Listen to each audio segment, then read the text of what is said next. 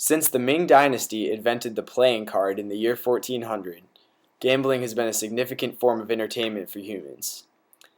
Gambling's popularity grew in the United States during the California Gold Rush. In 1856, gambling was prohibited across the country until Nevada legalized it in 1931. This was the beginning of a gambling craze in the United States. Currently, professional players can win upwards of $20 million in a single game, and casinos have appeared all across the nation. Today, we've decided to look into gambling on a local level, in our high school. What you're about to see may shock you, but it is important that we all know the severity of gambling amongst high schoolers. This is High Rollers.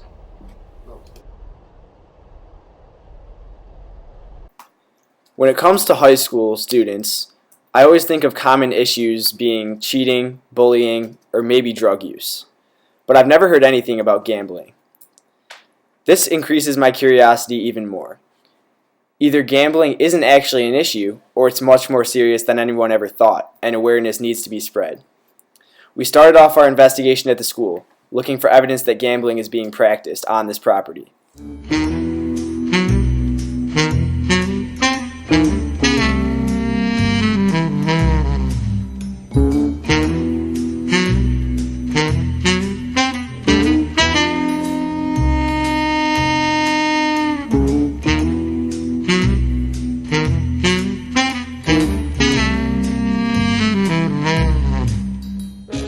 We discovered something shocking while passing through the attendance office. I've always wondered what the attendance staff does when they aren't marking tardies or writing absences. I quickly found that they themselves practice gambling.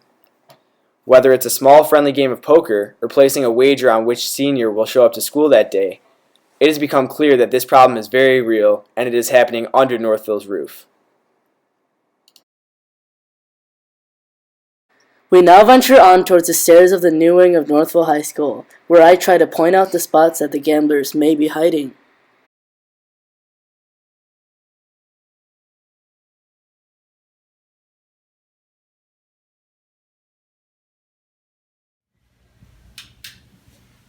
Although we only found physical evidence of gambling in faculty areas, anonymous reports have told us that gambling occurs here by high school students during school hours. This poses a new question. Is gambling a problem at Northville High School? You decide.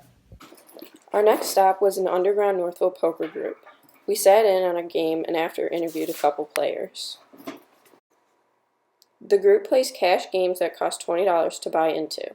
They never bring this on school property and only gamble what they can afford to lose.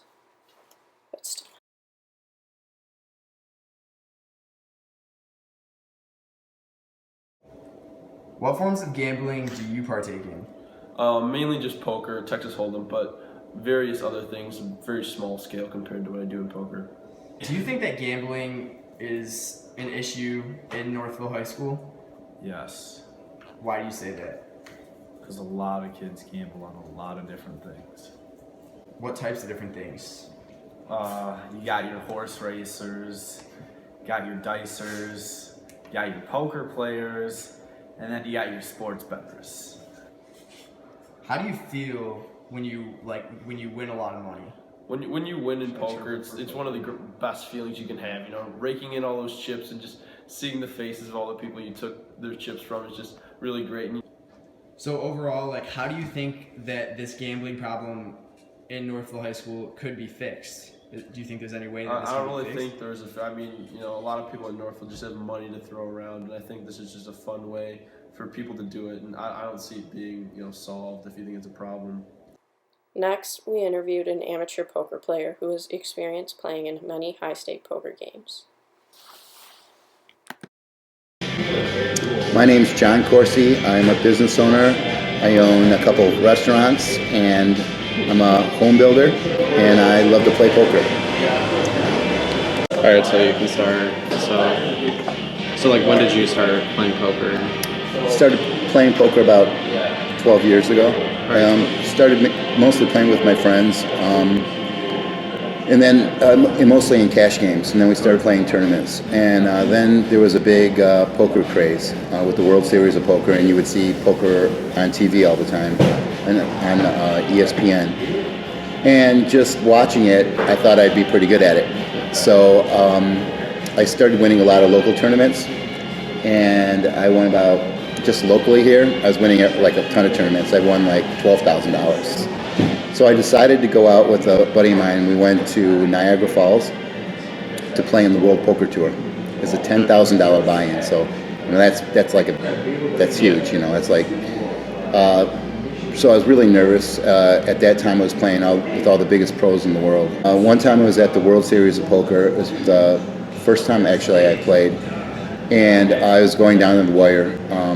And we started with 6,000 people. We were down to 1,000 people, and I had a good amount of chips. And I had pocket aces, obviously the best open hand you can get. All the chips went in. Guy had pocket kings, hit a king on the turn. I lost all my chips, and I was like in shock. So I remember walking out of the Rio. I went back to the Wynn where I was staying, and I just walked in circles. I think for maybe 2 hours, I was like in shock. And it happens, it's terrible, and the flight home's just terrible. But the thrill of winning's pretty good too. So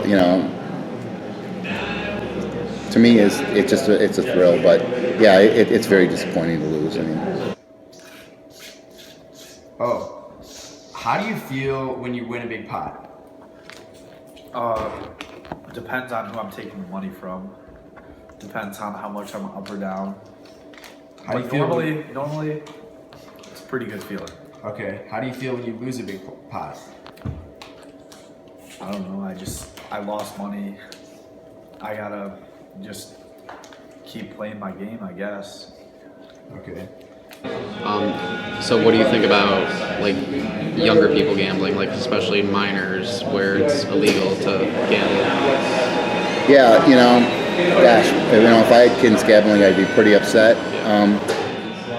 If they wanted to play poker for fun with their friends, that's really cool, as long as they're in control and the stakes are low. But for how many kids that are doing really, really well in this, not minors, but kids in their 20s, there's so many that are losing everything, and they're giving up their careers or college to do it. So, I advise against it, but there's some kids making millions of dollars a year playing poker. So, but yeah, as a young kid, you don't want to do it. I didn't start really playing poker until I was an adult. You want to really, first thing you want to do is you want to go to school. You want to get your career together. You want to, and then do it as a hobby. And if you're older and you save some money up, you want to play poker, then knock yourself out. Have fun. A major problem with gambling is how many different places people, especially students, are able to participate. Looking into this problem, we have discovered it can be much more serious than we anticipated. Too much money and irresponsibility can plague many high schoolers with a gambling problem that can lead to them losing money probably given to them by their parents. Because a lot of kids gamble on a lot of different things. I think this is just a fun way for people to do it, and I don't see it being solved if you think it's a problem. But kids in their 20s, there's so many that are losing everything.